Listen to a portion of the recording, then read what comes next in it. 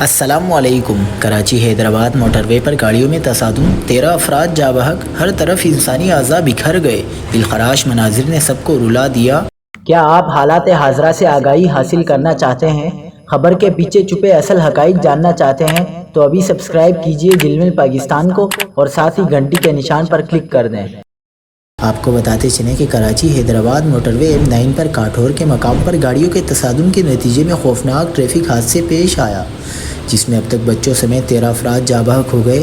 M9 super high وے انصاری پل کے قریب 4 تیز رفتار گاڑیاں اور مسافر بس مال بردار ٹرک سے ٹکرا گئیں۔